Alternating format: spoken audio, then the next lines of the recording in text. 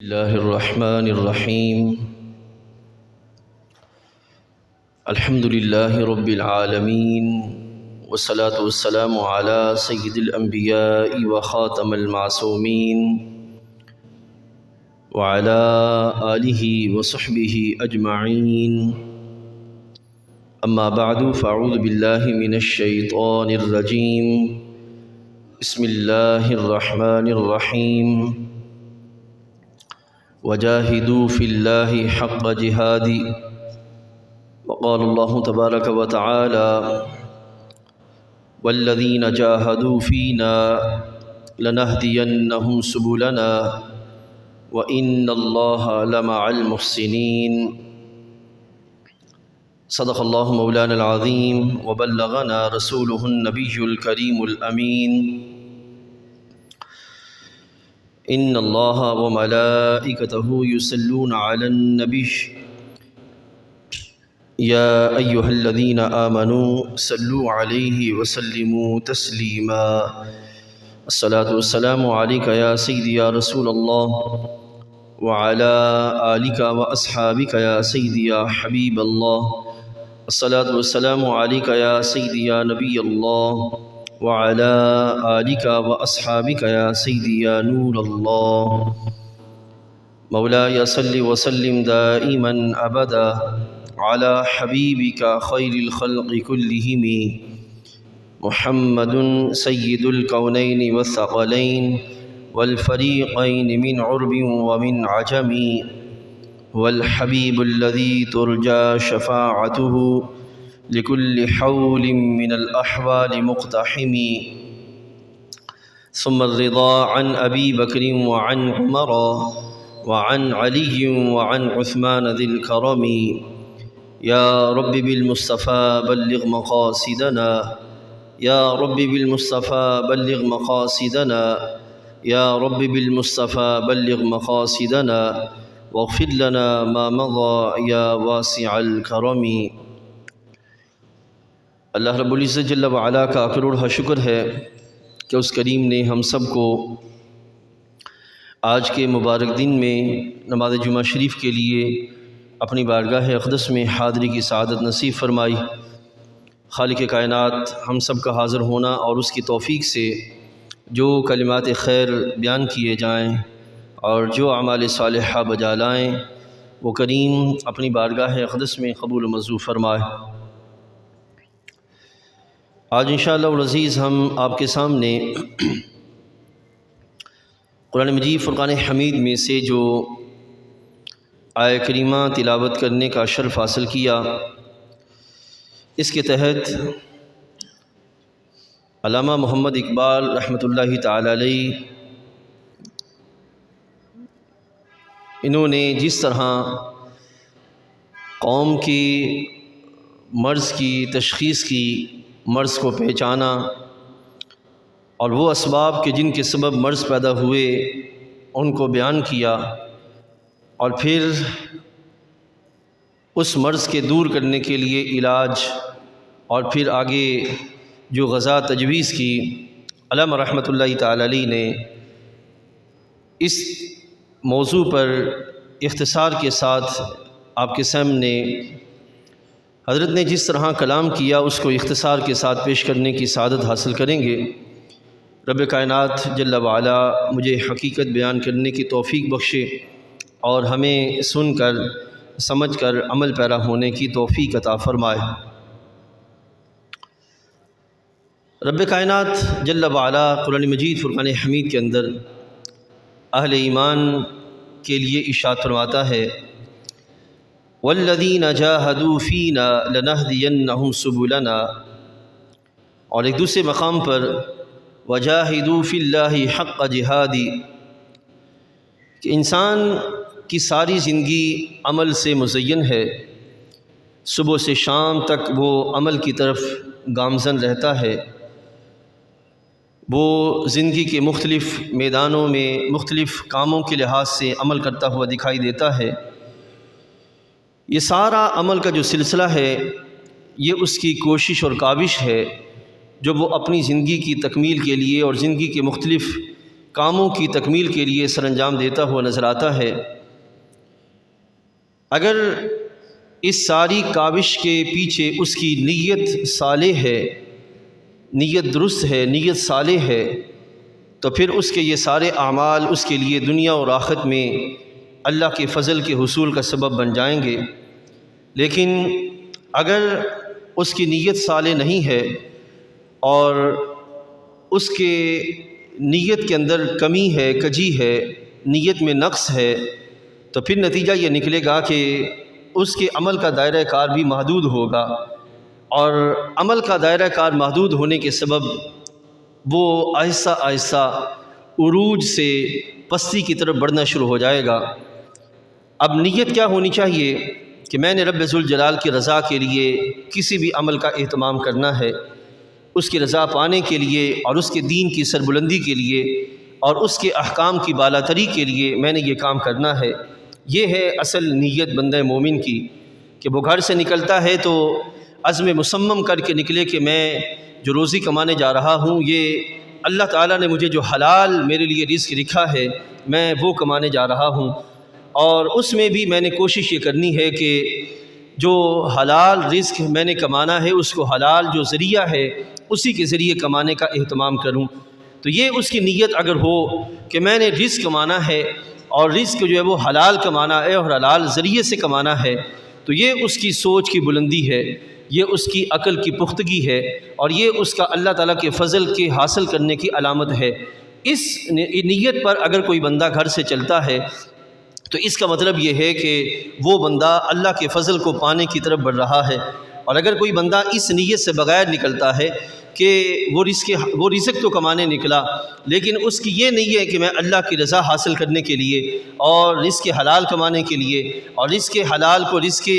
حلال ذرائع سے کمانے کے لیے نکلا ہوں، تو اب وہ بندہ رزق تو حاصل کر لے گا لیکن حلال شاید حاصل نہ کر سکے، اور ہو سکتا ہے کہ وہ رزق کماتے ہوئے ڈنڈی بھی مارے اور چوری چکاری بھی کرے اور دوسرے ذرائع بھی استعمال کرے، اور شام کو نام وہ دے رزق کا۔ اب سارا دن کی محنت کا اس کو رات کو صلہ تو ملے گا چند روپوں کی صورت میں یا رزق کی صورت میں، اور وہ گھر لے جائے گا، لیکن اس کا نیت درست نہ ہونے کے سبب اور نیت کی درستگی کے بعد آگے طریقہ اور عمل درست نہ ہونے کے سبب نتیجہ یہ نکلے گا کہ اس کو رات کو چند روپے تو مل جائیں گے لیکن اللہ کی رضا کا ہی سلسلہ وہ بندے کو نصیب نہیں ہو سکے گا، اور وہ اللہ تعالیٰ کے احکام کی سربلندی کا جو ذمہ بندہ مومن کے سر پر ہے وہ نہیں ہو پائے گا۔ تو دونوں چیزیں اس کے ہاتھوں سے نکل گئیں، وقت بھی نکل گیا، نیت بھی خرابی کے سبب جو ہے وہ اللہ کی رضا بھی نصیب نہ ہوئی، اور حلال جو ذرائع ہیں وہ اس کو بلند کرنے کا یہ اہتمام بھی نہ کر سکا۔ تو خالق کائنات جل وعلا فرماتا ہے وَجَاهِدُوا فِي اللَّهِ حَقَّ جِهَادِهِ، کہ تم کوشش کرو اللہ تعالیٰ کی راہ میں جس طرح کوشش کرنے کا حق ہے۔ اب کوشش کرو لیکن ساتھ ہی نیت بھی بتا دی، طریقہ بھی بتا دیا، جہت بھی بتا دی، رخ بھی بتا دیا کہ تم نے کوشش کس طرف کرنی ہے اور کس لحاظ سے کرنی ہے اور کتنی کرنی ہے۔ یہ تینوں چیزیں رب تعالیٰ نے بیان فرما دی۔ وجاہدو، کوشش کرنی ہے، ہاتھ پہ ہاتھ دھرے نہیں بیٹھے رہنا، کیونکہ یہ یاد رکھیے گا انسان کا دائرہ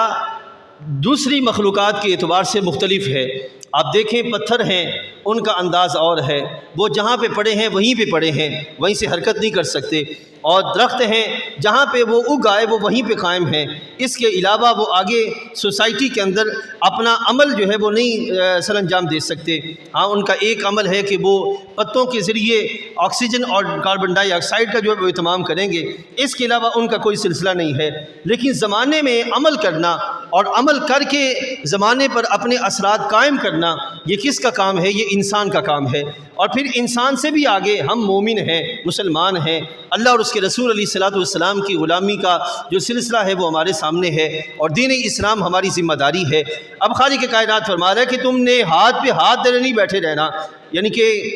سست اور کاہل اور اس طرح بن کے بیٹھ جاؤ، یہ کام نہیں کرنا، بلکہ وجاہدوا فی اللہ، آگے بڑھو، معاشرے کے اندر اپنا کردار ادا کرو، لیکن کردار کس کی طرف ادا کرنا ہے؟ فی اللہ، اللہ تعالیٰ جل وعلا کی طرف، اس کی رضا پانے کے لیے، اس کے دین کی سربلندی کے لیے اور اس کے نظام کی بالاتری کے لیے۔ اور پھر فرمایا کہ وہ کوشش جو کرنی ہے وہ کتنی کرنی ہے؟ فرمایا حق کا جہادی، اس طرح کوشش کرنی ہے جیسے کوشش کرنے کا حق ہوتا ہے، یعنی کہ جملہ پہلوؤں کے اعتبار سے۔ اس کی میں ایک مثال دیتا ہوں کہ اگر کسی بندے کے پاس مالی طور پہ کمی آ رہی ہو تو وہ کیا کرے گا؟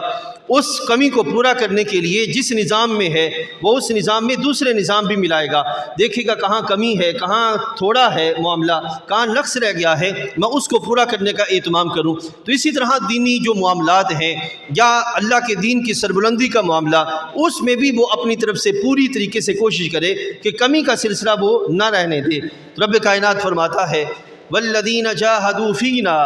ایک طرف فرمایا کہ تم کوشش کرو اور اس طرح کوشش کرو جیسے کوشش کرنے کا حق ہے، لیکن دوسری طرف رب نے فرمایا والذین جاہدوا فینا، جو ہماری طرف کوشش کرے گا، ہمارے رستے کی طرف بڑھنے کا اہتمام کرے گا، تو یہ ہرگز نہ سمجھے کہ اس کے اہتمام کو ضائع کر دیا جائے گا، اس کی کوشش کو رائگاں جانے دیا جائے گا اور اس کے عمل کا اس کو کوئی طرح جزا نہیں دی جائے گی۔ خالق کائنات فرماتا ہے لَنَهْدِيَنَّهُمْ سُبُلَنَا، ہم ضرور بضرور اس بندے کو اپنی راہوں میں سے کسی رستے پر جگہ عطا فرما دیں گے، ہدایت عطا فرما دیں گے۔ اب اس کی مثال یہ ہے، ایک یہ ہے بندہ حلال کمائے، اور اس کے بعد یہ ہے کہ وہ کمانے کے بعد وہ اپنی ذات اور اپنے گھر پر خرچ کرنے کے بعد جو زائد مال ہو گیا ہے اب اس کے لحاظ سے وہ اوروں پر استعمال کرے، وہ غریبوں پر، محتاجوں پر، اپنی جو صلاحیتیں ہیں ان کو دوسروں پر جو ہے وہ استعمال کرے۔ تو یہ اپنی پیٹ کو بھر کے اپنی خواہشات کی تکمیل کی طرف نہ لگ جائے، بلکہ جو ضروریات ہیں ان کو مکمل کرنے کے بعد آگے جو رب تعالیٰ جل وعلا کی مخلوق ہے جو محتاج بیٹھی ہے اس کی طرف آگے بڑھ کے کوشش کرنے کا اہتمام کرے۔ تو جس سمت بھی وہ کوشش کرے گا، مثال کے طور پر اگر کوئی بندہ اس طرف چل پڑے کہ میں جو پیاسے ہیں ان کو پانی پلانے کا اہتمام کرتا ہوں، اگر یہ ہے کہ کوئی یہ کہے کہ میں بھوکے ہیں ان کو کھانا کھلانے کا اہتمام کرتا ہوں، اگر یہ کوئی کہے کہ کسی کو اپنے مال کے اعتبار سے حاجت ہے تو میں اس کو مال کے لحاظ سے کمی پوری کرتا ہوں، یا یہ کہ کسی مقام پر دینی اعتبار سے، دین کی تبلیغ کے لحاظ سے اور رسول اللہ صلی اللہ علیہ وسلم کے نظام کی سربلندی کے لحاظ سے کلامی اعتبار سے کمزوری ہے تو میں اس میں شریک ہو کر اس کمزوری کو دور کرتا ہوں۔ تو جو بھی جس طرح بھی آگے بڑھ کے اہتمام کرے گا، خالق کائنات جل وعلا فرماتا ہے رزق حلال کی طرف بڑھنا اور پھر حاصل کر کے قوموں تک پہنچانا، یہ کوشش کرنا یہ تمہارا کام ہے، اور پھر آگے اس رستے پہ چلتے چلتے تمہیں اپنی بارگاہ تک اور اپنے قرب تک رسائی دینا، رب تعالیٰ جل وعلا فرماتا ہے یہ ہمارا کام ہے، بڑھنا تمہارا کام ہے اور آگے سے یہ سلسلہ کر دینا یہ ہمارا کام ہے۔ یہ وہ چیز تھی جو اسلام نے اپنے بندوں کو عطا فرمائی۔ اب میرے بھائیوں، لیکن وقت کے گزرنے کے ساتھ ساتھ یہ سلسلہ محدود ہوتا چلا گیا، کمزور ہوتا چلا گیا، اور فکر میں کمزوری آ گئی، اور فکر میں کمزوری کے سبب جو ہے وہ عمل میں کمزوری آ گئی۔ جو بندہ فکری طور پہ کمزور ہوگا لا محالہ وہ بندہ عملی طور پر بھی کمزوری کا شکار ہو جائے گا، جس کی عقل میں کمزور ہوگی اس کے عمل میں بھی کمزوری ہوگی۔ تو یہ سب سے بڑا نقصان ہوا، اور وقت کے ساتھ ساتھ بڑھتے علامہ رحمۃ اللہ تعالی علیہ جس دور میں پیدا ہوئے وہ دور تھا بر صغیر پاک و ہند میں پارٹیشن کا دور چل رہا تھا، یعنی کہ کچھ وقت کے بعد آگے وہ ماحول بنا جس ماحول کے سبب پھر یہ بر صغیر پاک و ہند میں تقسیم کا سلسلہ ہوا اور پاکستان جیسی عظیم نعمت جو ہے وہ سامنے آئی۔ تو اب اس سے پہلے یہ جو عظیم نعمت ملی، اس نعمت سے پہلے باقاعدہ طور پر مسلمانوں کی حالت انتہائی پستہ تھی، انتہائی کمزور تھی، انتہائی دل خراش تھی، انتہائی ناقص تھی۔ مسلمان اس حد تک کمزور ہو چکے تھے کہ وہ پتہ توڑنا جو ہے وہ بھی گوارہ کرنا یہ شمار نہیں کرتے تھے، وہ اس حال تک جو پہنچ چکے تھے۔ اب اس وقت رب ذوالجلال جل وعلا نے مسلمانوں کی اس کمزوری کو دور کرنے کے لیے اپنے فضل سے ایک بندہ مسلمانوں کے درمیان پیدا کیا، جس کو رب تعالیٰ نے ایک سوچ بخشی، ایک شعور دیا، اور ایک سوچ اور سمجھ کا سلسلہ رب تعالیٰ نے عطا فرمایا، جس نے بر صغیر پاک و ہند کے مسلمانوں کو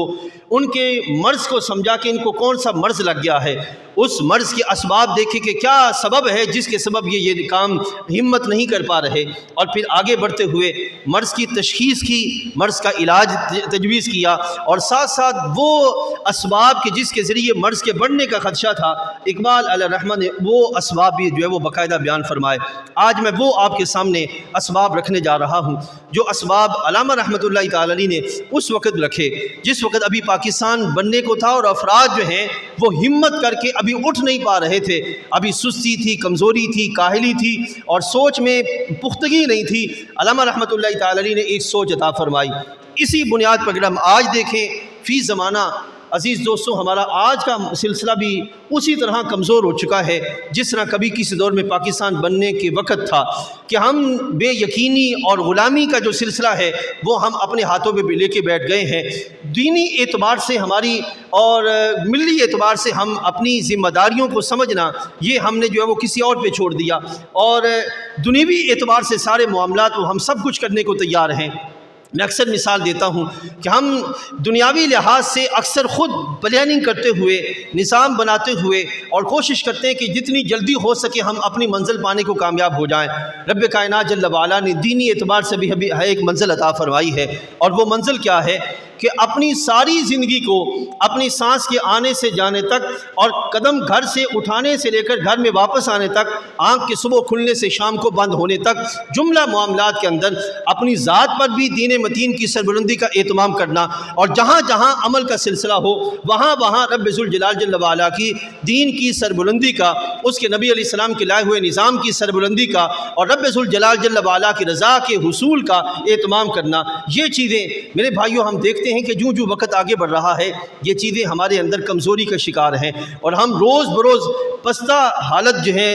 خستہ حالت جو ہے وہ اس کی طرف بڑھتے جا رہے ہیں۔ اللہ کی رضا پانا یہ چیز ہم نے چھوڑ دی مذہبی لوگوں پر، اور جو مذہبی ہیں وہ بھی اس وقت دل خراش حالت میں جا چکے ہیں۔ تو یہ پہلو آج ہم نے آپ کے سامنے رکھنا ہے۔ اقبال علیہ الرحمہ جو ہے وہ ہمارے لیے کون سا مرض جو انہوں نے تشخیص کیا اور اس مرض کے بعد پھر وہ کون سا علاج جو ہے وہ ہمارے سامنے رکھتے ہیں۔ سب سے پہلے یاد رکھیے گا، اقبال علیہ الرحمہ نے جو مرض تشخیص کیا بر صغیر پاک و ہند کے جوانوں میں اور لوگوں میں، وہ مرض تھا کہ ان کا عقل کا جو دائرہ ہے اور سوچ و بچار کا جو سلسلہ اور شعور کی جو وسعتوں کا سلسلہ ہے، علامہ فرماتے ہیں کہ یہ سارے سلسلے محدود ہو گئے ہیں۔ ہم اپنے پیٹ کے دائرے سے باہر نکلنے کو تیار ہی نہیں ہیں۔ زمانے میں اپنا کردار ادا کرنا اور دین کی سربلندی کے لیے کوشاں ہونا اور کوشش کرنے کا اہتمام کرنا، یہ سلسلے ہم نے کسی اور پہ ڈال دیے، اور باقی اپنے آپ کو اپنے پیٹ تک محدود کر کے، اپنی خواہشات اور اپنی لذتوں تک محدود کر کے اپنے بستروں پر سونے کا اہتمام یہ ہم نے سلسلہ شروع کر دیا۔ علامہ رحمۃ اللہ فرماتے ہیں اس سوچ کے سبب نتیجہ کا نکلا کہ لوگوں کے کردار کی وسعتوں میں جو ہے وہ کمزوری آ گئی، اور وہ کردار جو ہے وہ کبھی بہت وسیع ہوا کرتا تھا، وہ وسیع کمزور ہوتے ہوتے اپنی ذات تک محدود ہو گیا۔ اور وہ ذات تک محدود ہونا کیا ہے؟ صبح کے وقت نکلنا، اپنی روٹی کمانا، اور شام کے وقت اپنے گھر والوں کی کھلا کے سو جانا۔ اس کے سوا روٹی کیسے کمانی ہے اور گھر والوں کی تربیت کے لحاظ سے کیا اہتمام کرنا ہے، ہماری اس طرف بالکل بھی توجہ نہیں ہے۔ معاشرے کے اندر جو حلال اور حرام کے درمیان فرق کیسے کرنا، حلال پہ قائم رہنا اور حرام سے بچنے کا کیسے اہتمام کرنا، اقبال علیہ الرحمہ کی سوچ کے مطابق یہ سارے سلسلے محدود ہو چکے ہیں۔ دین کی سربلندی کا سلسلہ، یہ سارے کا سلسلہ جو ہے وہ محدود ہو چکا ہے۔ اقبال فرماتے ہیں ایسا ہوا کیوں؟ ایک تو بھی ہاں محدود ہو گیا، اور آپ کے سامنے ہے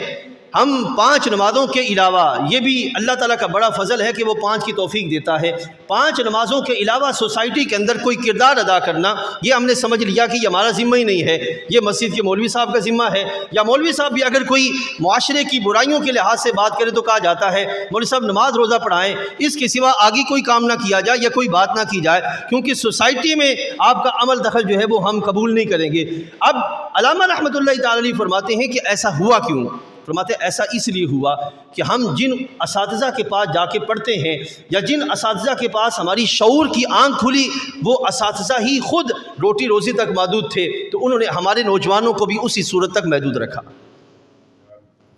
علامہ یہ کہہ رہے ہیں کہ یہ معاملہ ہوا۔ ابھی اس کی میں 2 مثالیں آپ کے سامنے رکھتا ہوں، آپ سمجھ بھی جائیں گے۔ میں کئی ایسے سلسلے جانتا ہوں اسکول اور کالج، مساجد اور مدارس کے اندر، اور اس میں ہمارا نظام کا بڑا اچھا خاصا عمل دخل ہے کہ جہاں پر سلیبس کا معاملہ یہ ہے کہ صبح سے شام تک سلیبس کو کور کرنا ہے، سلیبس سے ہٹ کے کوئی بات نہیں کہنی، سلیبس کور کرنا ہے۔ اب مجھے سوچ کے بتائیے گا، وہ بچہ جو 5 سال کی عمر میں یا 4 سال کی عمر میں اسکول جاتا ہے اور 16 یا 20 سال کی عمر میں اسکول سے کالج اور یونیورسٹی تک آتے آتے وہ سلیبس کی کوریج تک ہی لگا رہتا ہے، صبح سے اسکول اور پھر شام کو اکیڈمی، وہ سارا دن سلیبس کور کرنے تک ہے، لیکن 2 سے 2 4 کیسے بنتے وہ یہ تو سیکھ رہا ہے، لیکن معاشرے میں کردار کیا ہے، شعور کی پختگی کیسے ہے اور اسلام کے لحاظ سے اس کا رویہ کیا ہونا چاہیے، یہ چیزیں بالکل نہیں سیکھ رہا۔ اور پھر مساجد کے اندر وہ چند ایک موضوعات تک محدود سارے سلسلے، اس کے سوا کلام کا کوئی سلسلہ نہیں ہے، تو مجھے ذرا سوچ کے بتائیے گا وہ نوجوان کیا سیکھیں گے اور کیا سکھائیں گے اور معاشرے کے اندر کیا کردار ادا کریں گے۔ اقبال علیہ رحمہ جو فرما رہے ہیں کہ سب سے بڑا جو اس وقت ہماری شعوری کمزوری کا جو سبب ہے کہ جس کے سبب آگے پھر کردار بھی کمزور ہو رہا ہے، اس کی بڑی وجہ اساتذہ ہیں کہ جو اس حد تک پختگی دیتے ہی نہیں ہے جس حد تک بندہ مومن کا جو ہے وہ ذمہ ہونا چاہیے کہ وہ آگے جا کے جو کردار ادا کرے۔ تو یہ سب سے پہلی اور بڑی چیز ہے۔ دوسری جو بڑی چیز ہے جو جس کے بارے میں اقبال علیہ رحمہ بات کرتے ہوئے نظر آتے ہیں وہ ہے کہ سب سے بڑا جو نقصان فرد کی طبیعتوں کے اندر ہو رہا ہے وہ ہے رزق حرام کھانا۔ ایک ہے اساتذہ، دوسرا ہے رزق حرام کھانا۔ اب ایک بندہ اگر کروڑوں روپے کمانے کے بعد 10 کروڑ کماتا ہے اور اس میں سے 1 کروڑ وہ اللہ کی راہ میں صدقہ کرے، محفل میلاد کرے یا اور کوئی دوسرا کام کرے اور کہے کہ میں نے اس 10 کروڑ میں سے 1 کروڑ خرچ کر کے 9 کروڑ میں نے اپنے لیے حلال کر لیے ہیں، تو یہ اس کی سوچ کی کمی ہے اور اس کی فکری کمزوری ہے کہ جس کے لحاظ سے وہ ایسا سوچ رہا ہے، وگرنہ رب ذوالجلال جل وعلا کی بارگاہ میں دینے کے لحاظ سے وہی روپیہ پسند کیا جاتا ہے جو کہ حلال ہو اور درست ہو، ناقص روپیہ اللہ کی بارگاہ میں پسند ہی نہیں ہے۔ اب سوچئے ہمارے نبی علیہ السلام نے ارشاد فرمایا کہ ایک بندہ گھر سے نکلے اور بیت اللہ شریف تک جائے، اس پر باقاعدہ سفر کے اثرات ہوں، بیت اللہ شریف کا غلاف پکڑے اور غلاف پکڑ کے وہ رب کی بارگاہ میں التجا کر رہا ہو، یا رب یا رب یا رب۔ نبی علیہ السلام نے فرمایا کہ اللہ تعالیٰ اس کی کسی ایک صدا کو بھی قبول نہیں فرمائے گا، کسی ایک صدا پر بھی لبیک نہیں کہے گا،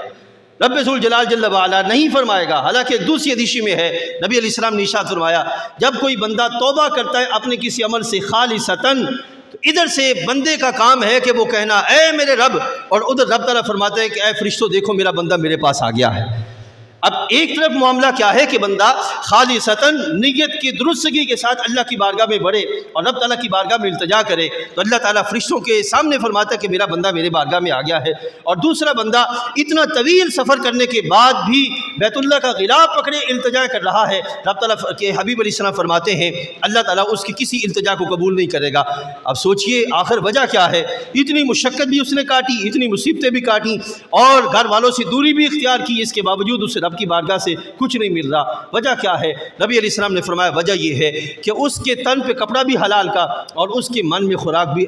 تن پہ کپڑا بھی حرام کا اور من میں خوراک بھی حرام کی ہے۔ اب سوچئے کتنا بڑا نقص واقع ہوتا ہے کہ بندہ حرام کھا کر کتنی ہی مشقتیں برداشت کر لے، رب تعالیٰ کی بارگاہ سے اسے فضل کا کوئی سلسلہ نصیب نہیں ہوتا۔ تو میرے بھائیو حرام کے سبب نقصان یہ ہوتا ہے کہ کردار کمزوری کی طرف چل پڑتا ہے، سوچ کمزوری کی طرف چل پڑتی ہے اور بندہ جو ہے وہ ذلتوں کی طرف بڑھنا شروع ہو جاتا ہے۔ یہ 2 بڑی وجہ ہے جس کے سبب نتیجہ یہ نکلتا ہے، اقبال کہتے ہیں کہ بندہ جو ہے وہ ایک شعور کی پختگی کے دور میں اساتذہ درست میسر نہ آئے تو بندہ جس طرح مفلوج ہو کے رہ جاتا ہے، اسی طریقے سے بندہ جو ہے وہ اگر رزق اس کو حلال میسر نہ آئے تب بھی اس کی صلاحیتیں ماند پڑنا شروع ہو جاتی ہیں، کیونکہ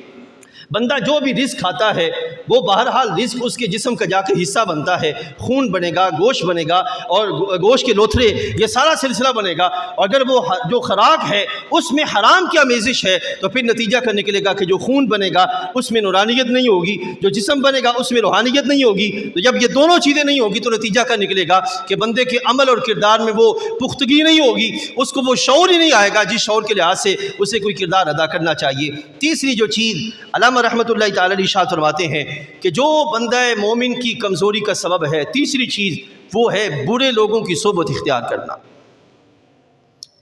برے لوگوں کی صحبت اختیار کرنا، بری سوچ کی صحبت اختیار کرنا، کمزور اور پست ہمت لوگوں کی صحبت اختیار کرنا۔ اقبال علیہ رحمہ ایک جگہ مثال دیتے ہیں، آپ فرماتے ہیں کہ ذرا سوچو تو صحیح کہ طوطا ہے، طوطے کا کام ہی اڑنا ہے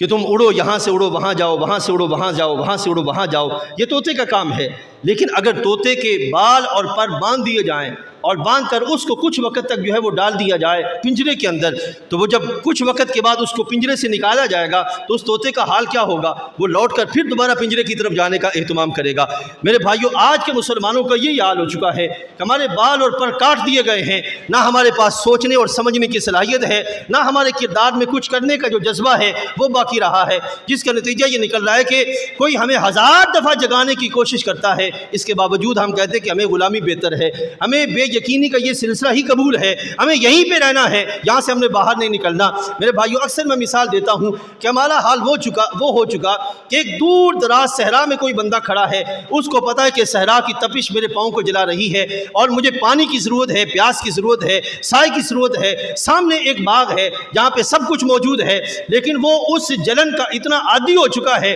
کہ وہ کہتا ہے کہ مجھے سارا کچھ جا کے یہیں پہ لا کے دیا جائے، میں اس باغ میں جانے کو تیار نہیں ہوں۔ آج ہمارا بھی حال یہی ہو چکا ہے میرے بھائیوں، بے یقینی ہے، غلامی اس حد تک ہمارے طبیعتوں میں رچ بس چکی ہے کہ ہم چاہیں بھی تو وہاں سے نکلنے کے لیے تیار نہیں ہو رہے۔ اس کی وجہ کیا ہے؟ جب تک ہمارے طبیعتوں میں شعور کے اعتبار سے پختگی نہیں آئے گی، کردار کے اعتبار سے سربلندی کا جذبہ ہمارے اندر پیدا نہیں ہوگا، میرے بھائیوں، اس وقت تک ہم کبھی بھی کوئی کردار ادا نہیں کر سکتے۔ اقبال علیہ الرحمہ جن کا سالانہ باقاعدہ 9 نومبر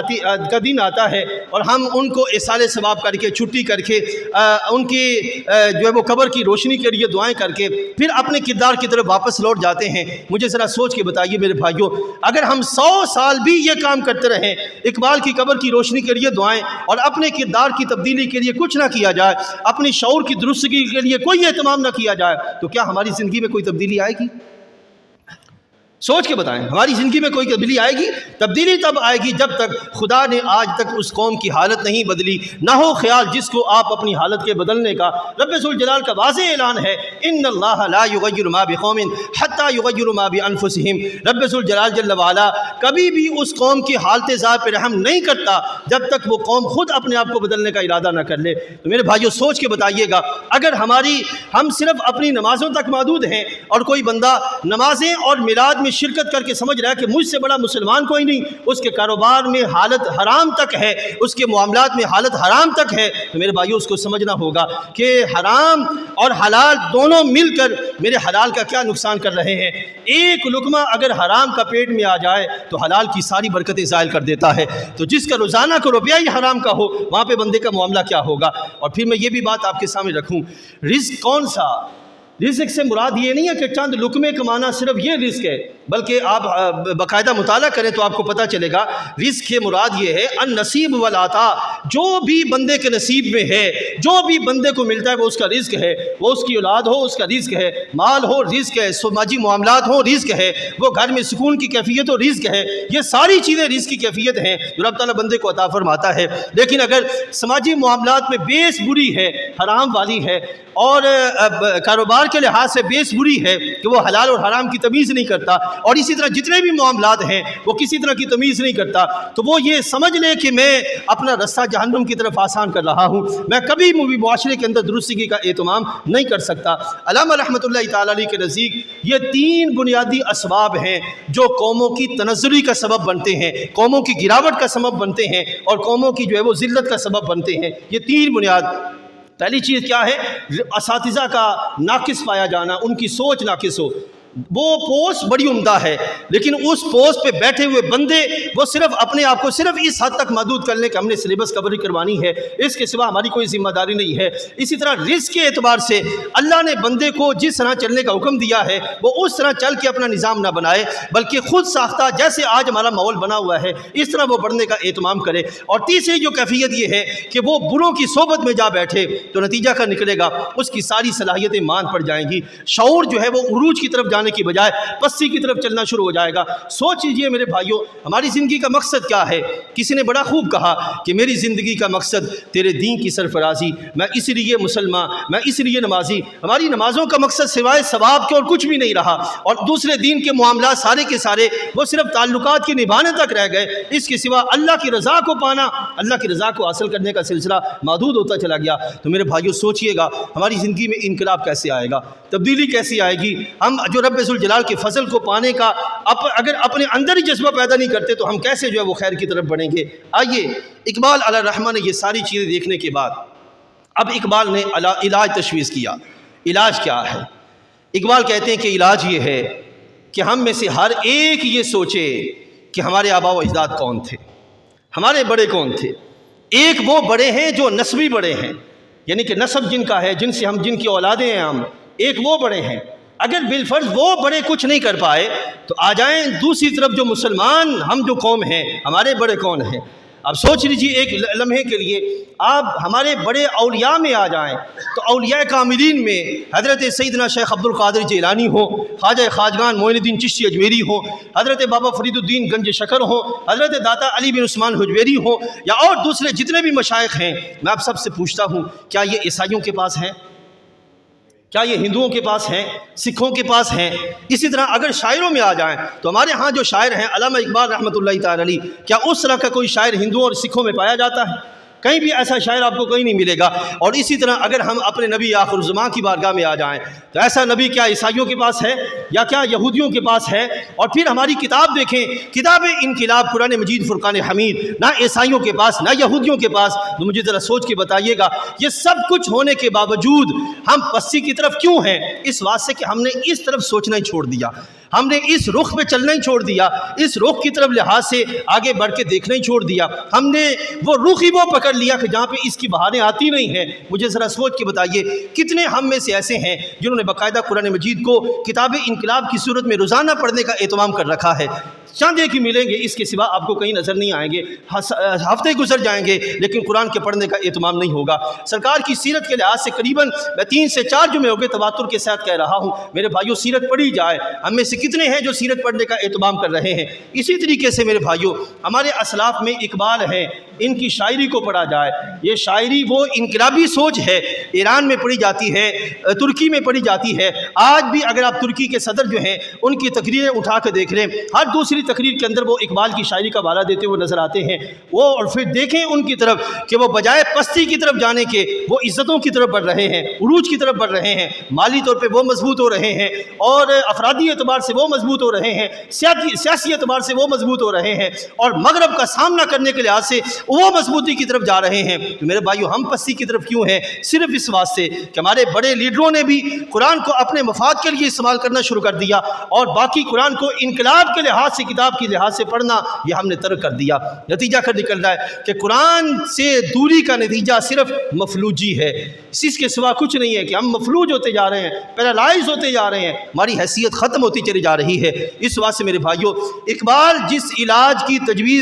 تجویز کر رہے ہیں وہ یہ ہے کہ ہم اپنے بڑوں کو سوچیں، ہمارے بڑے کیسے تھے، بڑوں کا کردار کیا تھا۔ میں آپ کو ایک مثال دیتا ہوں۔ ترکی کے اندر، چونکہ ترکی کا آدھا حصہ ایشیا میں ہے اور آدھا یورپ میں ہے، ترکی کا وہ حصہ جو یورپ میں ہے وہاں کا یہ واقعہ ہے کہ وہاں کے نوجوان وہ کلبوں میں جانا شروع ہو گئے اور وہاں پہ انہوں نے شراب نوشی کا سلسلہ شروع کر دیا۔ تو ایک عالم رحمۃ اللہ تعالی علیہ وہ جا پہنچے کلب اور جا کر ان سے نوجوان جو خاص طور پر مسلم نوجوان تھے جو شراب نوشی کی طرف مدہوش تھے اور مشغول تھے، اور جا کے ان کو کہا کہ اے میرے نوجوان بیٹو ذرا بتاؤ تو صحیح کہ تمہارے آباء و اجداد کون تھے؟ ان کو سوچو، تمہارے آباء و اجداد کون تھے؟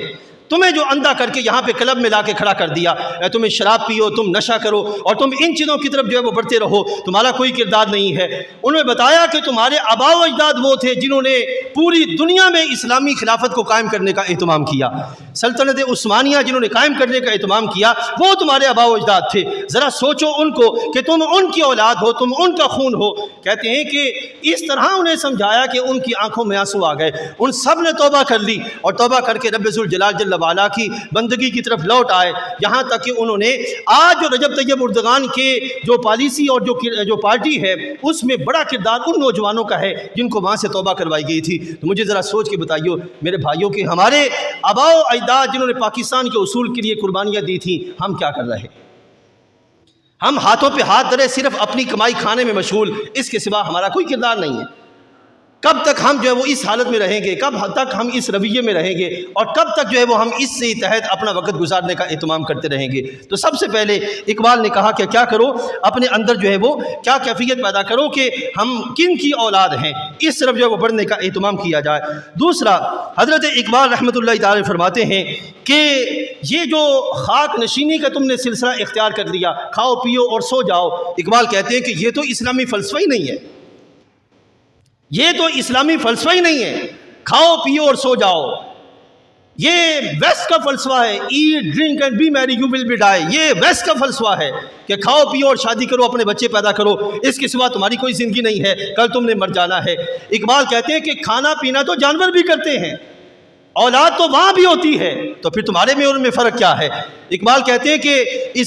انسان کا اصل کردار یہ ہے، اور مومن کا اصل کردار یہ ہے کہ وہ کھانے میں حلال کو باقی رکھے اور حلال کی سربلندی کا اہتمام کرے، پینے میں حلال کو باقی رکھے، حلال کی سربلندی کا اہتمام کرے، اور زندگی کے تمام نظام میں اللہ کے نظام کو غالب کرنے کا اہتمام کرے۔ یہ ہے اقبال کا اس لحاظ سے سوچ کہ اس نظام کو پکڑنے کا اہتمام کیا جائے اور اس کے لحاظ سے آگے بڑھنے کا اہتمام کیا جائے۔ ہم میں سے کتنے ہیں جو باقاعدہ یہ کام کر رہے ہیں؟ میرے بھائیو، اگر ہم آج بھی سستی میں رہے تو اس وقت آپ پاکستان کی پوری تاریخ پڑھ کے دیکھ لیں، پاکستان اس وقت اس نہج پہ آ چکا ہے کہ اس کے ایئرپورٹ اور مختلف بڑے بڑے جو پروجیکٹس ہیں وہ گروی رکھے جا چکے ہیں، یہاں تک کہ ایک وقت آنے کو ہے کہ ایٹمی پلانٹ بھی گروی پہ رکھ دیا جائے گا۔ آخر کب تک ہم حرام کھاتے رہیں گے اور کب تک ہم حرام پہ اپنے آپ کو پروان چلاتے رہیں گے؟ آپ اخبار نہیں پڑھتے کیا زندگی کا نظام کس طرف چل رہا ہے؟ اس اعتبار سے میرے بھائیوں، جو بھی جس میدان میں ہے وہ اپنے میدان کے اندر حلال کو باقی رکھے، اور جہاں جہاں تعلقات بن رہے ہیں،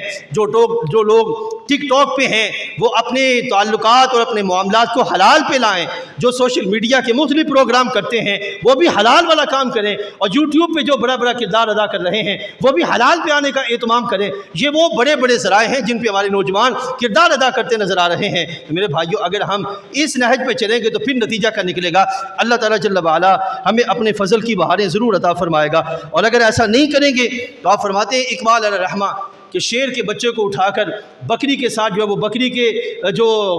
ہے گروہ اس میں ڈال دیا گیا، تو آخر نتیجہ کا نکلا کہ ایک وقت ایسا بھی آیا کہ بچہ بڑھتے بڑھتے بڑھتے جب اپنی جوانی کی دہلیز پہ آیا تو وہ اپنا شکار کرنا ہی بھول چکا تھا۔ یہ اقبال کی شاعری میں ہے کہ وہ اپنا شکار کرنا ہی بھول چکا تھا۔ ہمارا اس وقت یہ حال ہو گیا کہ ہمیں لالچی لوگوں میں لالچی سوچ دے کے رکھ چھوڑا گیا کہ تم بیٹھ کے یہی کام کرو، تمہارا یہی کام ہے، اس کے سوائے کوئی کام نہیں ہے۔ نتیجہ کا نکلا کہ للہیت کا سلسلہ ہمارے ہاتھوں سے چھوٹ گیا، رب ذوالجلال کی رضا پانا یہ ہمارے ہاتھوں سے نکل گیا۔ میرے بھائیوں، بندہ مومن ہم کب کہلائیں گے؟ بندہ مومن کا کردار ہماری زندگی میں کب آئے گا؟ اس اعتبار سے میرے بھائیوں ضرورت ہے اس چیز کی کہ ہم اپنے اسلاف کو پڑھیں، ہم اپنے اسلاف کو سمجھیں اور اپنے اسلاف کو سمجھ کر اس کے لحاظ سے مارکیٹ میں اپنا کردار ادا کرنے کی کوشش کریں۔ ہاتھوں پہ ہاتھ دھرے رہیں اور کہیں پتہ نہیں انقلاب کب آئے گا، پاکستان میں اسلامی نظام کب آئے گا؟ میرے بھائی یاد رکھیے گا 100 سال بھی اور گزر گئے تو اسلامی انقلاب کبھی نہیں آئے گا۔ اگر ہم چاہتے ہیں کہ ہم اسلامی انقلاب لائیں تو ہم میں سے ہر ایک کو اس انقلاب کے مطابق تیار کرنا ہوگا، پھر نتیجہ یہ نکلے گا کہ رب ذوالجلال جل وعلا پاکستان کو وہ تعبیر عطا فرمائے گا جس تعبیر کا خواب علامہ نے سوچا تھا، اور وہ کیا تھا؟ لا الہ الا اللہ محمد الرسول اللہ۔ اس پرچم کو ہر جگہ لہرایا جائے، کتابوں میں بھی، آئین میں بھی، نظام میں بھی، افراد میں بھی اس پرچم کو لہرا دیا جائے۔ یہ ہے میرے بھائیوں بنیادی سوچ۔ مرض کیا ہے پاکستان کا؟ قومی سوچ پستہ ہو چکی ہے۔ اس مرض کا علاج کیا ہے کہ جن لوگوں میں رہ کے اس کی سوچ پستہ ہوئی ہے، خستہ ہوئی ہے، ان لوگوں سے اس کو نکال کر بلند لوگوں کے ساتھ اس کو ملا دیا جائے، پھر نتیجہ کا نکلے گا کہ اللہ تعالیٰ وہ پختگی اور وہ عظمتیں اللہ ہمیں عطا فرمائے گا۔ میں آپ کو سجیسٹ کروں گا، کوشش کیجئے، پہلے بھی میں آپ کو کتابیں ریفر کرتا رہتا ہوں، آج بھی یہ کتاب آپ کو سجیسٹ کرتا ہوں۔ یہ شاہین کا جہاں اور عبداللطیف خان نقشبندی صاحب کی کتاب ہے۔ بڑا زبردست طریقے سے انہوں نے اقبال کی شاعری کو اس میں اس انداز کے ساتھ بیان کیا کہ بندہ مومن کا کردار بڑے احسن انداز سے ہمارے سامنے آتا ہے۔ آپ کوشش کیجئے، جو خاص طور پر جو نوجوان ہیں جن کے اندر کچھ کرنے کا جذبہ ہے، وہ اس کتاب کو پڑھیے۔ انشاءاللہ العزیز آپ کو ایک فکر ملے گی، سوچ ملے گی، اور کسی طرف بڑھنے کا ایک رستہ آپ کو دکھائی دے گا۔ اللہ تعالیٰ جل وعلا ہم سب کو سمجھ و عمل کی توفیق عطا فرمائے۔ وآخر دعوانا الحمدللہ۔